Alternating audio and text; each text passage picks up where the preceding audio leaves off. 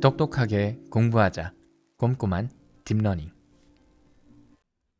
지난 시간에 이어서 이번 시간은 다변수 스칼라 함수에 대해서 알아보도록 하겠습니다. 이번 시간에 배울 내용은 입력이 여러 개인 스칼라 함수에 대해서 이해를 해보고요. 그리고 이 입력이 여러 개인 스칼라 함수가 좌표상의 곡면이나 또는 등고선 형태로 그려지게 되는데 이것이 이제 어떤 상황을 묘사하고 있는지에 대해서 알아보도록 하겠습니다.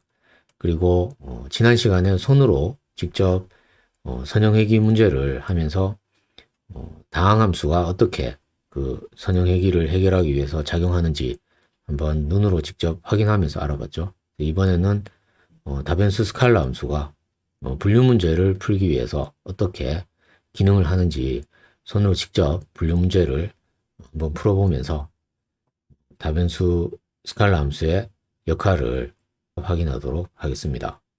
지난 시간에 배웠던 함수가 이제 일변수 스칼라 함수고 지금 이야기하고 있는 것이 이 네 개 중에 바로 이 부분이죠. 이 다변수 스칼라 함수를 이야기하고 있습니다. 그래서 다변수 스칼라 함수는 지난 시간에 이제 표기했던 표기법하고 거의 유사한데 딱 한 군데가 다릅니다. 그래서 어디가 다르냐면 바로 이 부분이 다른 거죠. 지난 시간에는 이 x가 일반적인 이렇게 이탈릭체로 썼었는데 여기서는 이제 볼드체로 쓰고 있죠. 볼드. 해서 보통 숫자가 여러 개 들어있는 것을 벡터라고 했는데요. 벡터를 표현하기 위해서 볼드 소문자를 사용을 합니다.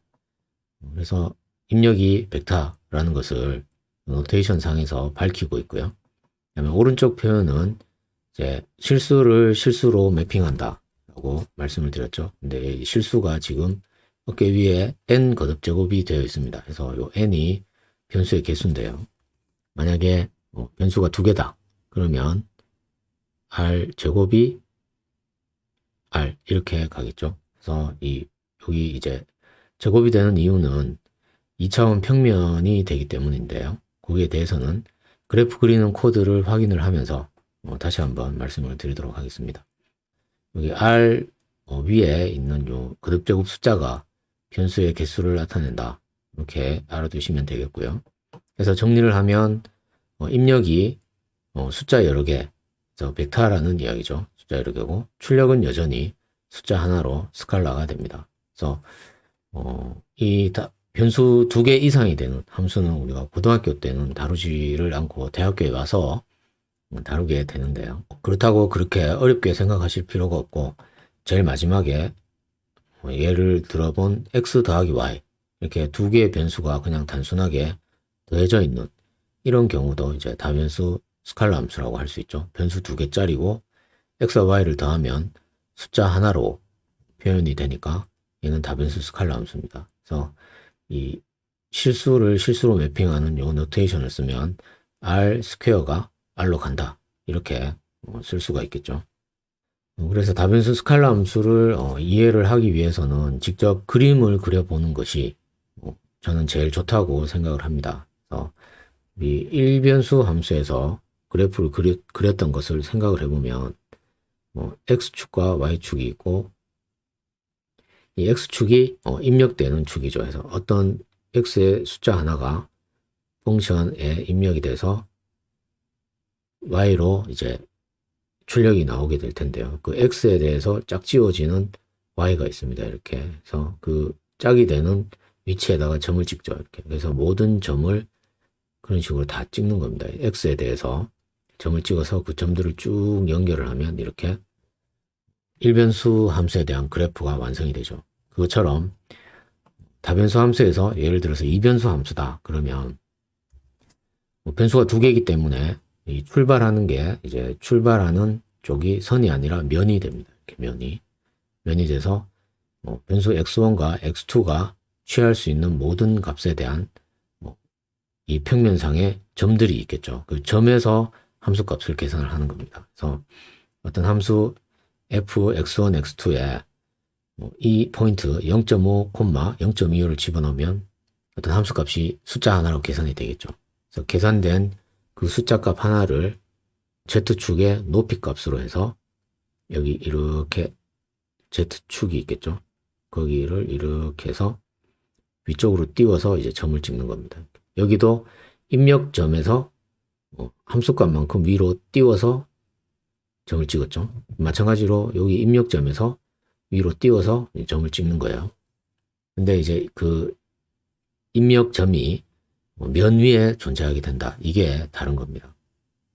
그래서 이런 식으로 이제 면 위에 존재하는 이런 그물처럼 생긴 그리드 포인트에서 모두 함수값을 계산해서 이 포인트들을 다 함수값만큼 위로 이렇게 띄우게 됩니다. 이렇게. 그러면 여기에 이런 곡면 하나가 이렇게 그려지겠죠. 이렇게.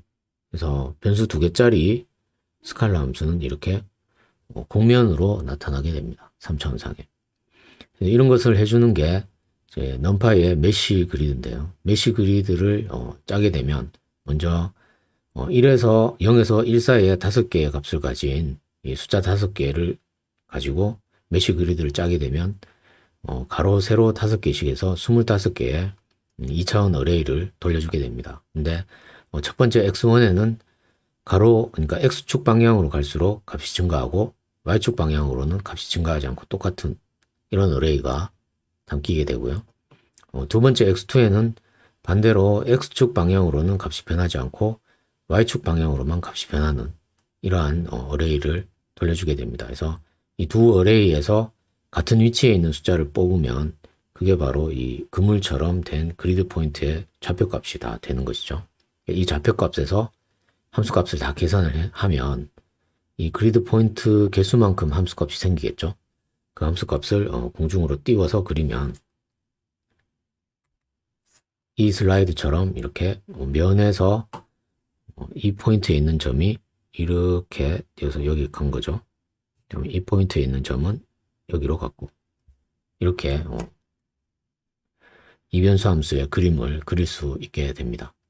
그래서 직접 이 그림을 한번 노트북 파일에다가 그려보도록 하겠습니다. 네. 여기 이제 노트북 파일에 위에서 4번째 셀에다가 여기다가 직접 그림을 한번 그려보겠습니다. 그래서 목표는 이런 그림을 그리는 게 목표인데요. 먼저 첫 번째 변수 x1을 범위를 받아오도록 하겠습니다. 린 스페이스 마이너스 2에서 2까지 50개 정도 자르고요.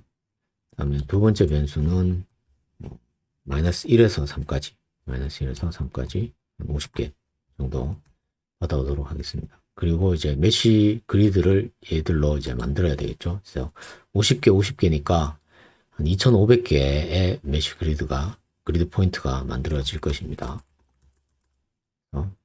mp 메쉬 그리드 이렇게 하면 메쉬 그리드가 짜졌고요. 그 다음에는 이제 그냥 함수 계산하듯이 해서 50 곱하기 x2 빼기 x1의 제곱 전체를 제곱하고요. 더하기 2 빼기 x1의 제곱 이렇게 하면 z에도 값이 2,500개가 계산이 되는 것이죠.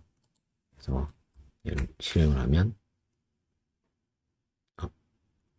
이제 이 z 값을 가지고 곡면을 그려야겠죠. 그래서 엑시스에 스캐터 3D로 이제 이 2,500개의 점을 3차원 상에 확 뿌려 보도록 하겠습니다. 스캐터 3D에서 x1, x2, 그다음 z가 되겠죠. 마커는 점을 찍고요. 컬러는 그레이 컬러로 그리겠습니다. 이렇게 2,500개 포인트에 대해서 각각의 높이 값을 가지고 그래프가 그려지는 것을 확인을 할 수가 있습니다. 자, 아래쪽 셀은 이제 이걸 점으로 그리지 않고 플러스 서피스라는 함수를 사용을 해서 그냥 면으로 다 빈 공간을 메워서 그린 이렇게 면으로 그려지는 그림을 그렸습니다. 자, 이렇게 해서 이제 다변수 함수의 그래프가 이런 식으로 그려지는구나 라는 것을 이해를 했고요. 자, 그 다음에 또 하나 중요한 개념이 그러면 이 다변수 함수의 우측변, 우변이 만약에 숫자로 고정이 되면 어떻게 되느냐 이런 경우를 이제 음함수, 임플리시트 펑션이라고 이야기를 합니다. 그래서 x와 y의 어떤 관계가 이제 명시적으로 드러나 있지 않고 암시적으로 숨어 있다고 해서 implicit function이라는 이름을 쓰는데요. 잘 생각을 해보면 이 함수값이 c로 고정이 된 거죠. 이 경우는. 그러면 x하고 y, 그러니까 2차원 평면상에 이 슬라이드에 보이는 이 그림에서 이 평면상의 포인트를 펑션에다 입력을 했을 때 그 함수값이 c가 되지 않으면 그 포인트는 이 식을 만족시키지 못하는 거죠. 그래서 방금 그렸던 이 곡면으로 나타나는 이 펑션에 만약에 함수값을 600으로 고정을 했다. 그러면 이런 포인트에서 입력점들은 함수값을 600을 만들 수가 없는 거죠. 그래서 요 포인트입니다. 포인트. 그래서 얘가 여기 있는 요런 평면상의 점들이겠죠. 그래서 요 선에 해당하는 점들만 입력을 하면 걔는 함수값이 600으로 계산이 돼서 높이 600에 이렇게 그래프가 그려지게 되고, 그 다음에 여기 점선으로 나타난 요 부분에 존재하는 평면상에 존재하는 포인트들을 함수에 입력을 시키면, 그러니까 여기에 있는 위에서 내려다보면 평면이니까 여기가 요 점선상에 위치하는 포인트들을 함수에 입력을 시키면 높이값 200에 이렇게 선이 그려지겠죠. 이게 마치 우리가 지도를 볼 때 등고선하고 똑같은 개념으로 생각을 할 수가 있겠죠. 등고선이 높이가 똑같은 산을 그 특정 높이로 탁 깎았을 때 나타나는 그 컨투어죠. 그 윤곽선을 그린 거니까. 그것처럼 여기도 이제 높이 200인 평면으로 이 곡면을 만약에 탁 잘랐다. 그럼 여기에 이제 잘려진 윤곽선이 이렇게 싹 나타나겠죠. 그래서 이렇게 한쪽 변을 특정 C로 딱 고정을 시키면 면이 선 하나로 차원이 딱 떨어지면서 이제 나타나게 되죠. 평면에. 그래서 이 C를 바꿔가면서 30, 200, 600 이렇게 바꿔가면서 쭉 그리면 이렇게 등고선 그래프가 얻어지게 됩니다. 그래서 변수 여러 개짜리 그래프가 한쪽 변을 상수로 고정하지 않았을 때 어떻게 그려지는지, 그리고 한쪽 변을 상수로 고정했을 때 어떻게 그려지는지를 좀 잘 이해를 하셨으면 좋겠고요. 그게 이제 이번 영상의 목표가 되겠습니다. 그러면 이제 등고선 그래프를 가지고 공간상에서 분류 작업을 직접 해볼 수가 있는데요. 그 분류 작업을 하는 과정은 이제 다음 동영상에서 다시 알아보도록 하겠습니다. 그러면 이번 동영상은 여기서 끊고요. 다음 동영상에서 다시 뵙도록 하겠습니다.